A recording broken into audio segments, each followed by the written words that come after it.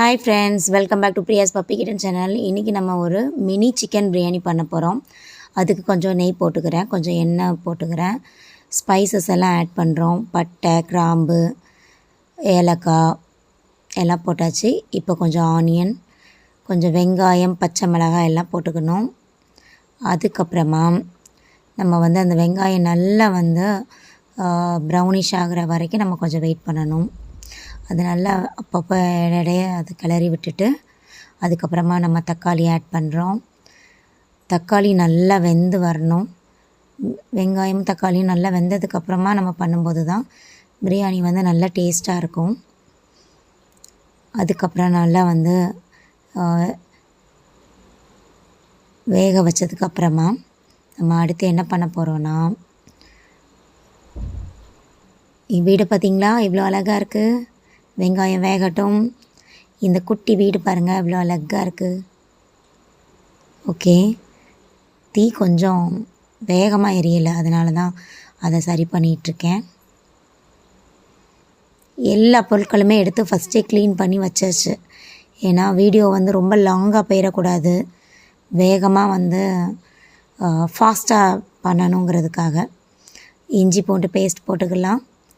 நம்ம இஞ்சி பூண்டு பேஸ்ட் எப்போதும் ரொம்ப போட்டோம்னா அது அப்படியே நெஞ்செல்லாம் எரியிற மாதிரி இருக்கும். அதனால் எப்போவுமே கம்மியாக தான் போடணும்.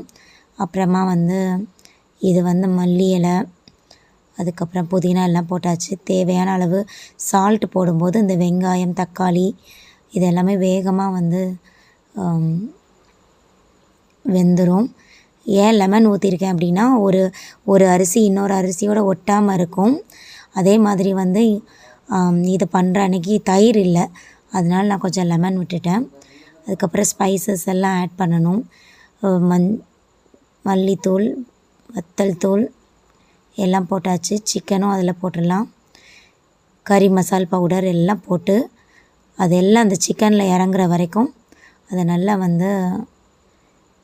நல்லா கிண்டி விடணும். அதில் உப்பு போட்டிருக்கேன். ஏன்னா கறி வேகும் போதே நம்ம எப்போவுமே உப்பு போட்டுடணும், ஃபைனலாக போடக்கூடாதுன்னு. இதுக்கு தேவையான அளவு தண்ணி வச்சு நம்ம இப்போது பிரியாணிக்கு உலை வைக்கிறோம். இது நல்லா கொதித்து வந்ததுக்கப்புறமா நம்ம அரிசி ஆட் பண்ணுறோம். இந்த குட்டி பாத்திரத்தில் எவ்வளோ அரிசி போட முடியுமோ போட்டு கொஞ்சம் மூடி வச்சு, ஏன்னா மூடி வைக்கும்போது தான் நல்லா ஹீட்டை ஸ்ப்ரெட் ஆகி நல்லா வரும்னு சொல்லிட்டு. அது மாதிரி இந்த பிரியாணி ஸ்பெஷல் என்ன அப்படின்னா மண் பானையில் பண்ணிக்கிட்டு இருக்கோம். இப்போ பாருங்கள் ரெடி ஆயிடுச்சு. தண்ணி எல்லாம் வற்றிட்டு பிரியாணி நல்ல வாசனையாக இருக்குது. இது இப்போ இந்த பசங்கக்கிட்ட கொடுத்து எப்படி இருக்குது அப்படின்னு சொல்லி ஒப்பீனியன் கேட்போம். இந்த வீடியோ பிடிச்சிருந்தால் லைக் பண்ணுங்கள், ஷேர் பண்ணுங்கள், மறக்காமல் சப்ஸ்கிரைப் பண்ணுங்கள். இது மாதிரி நிறைய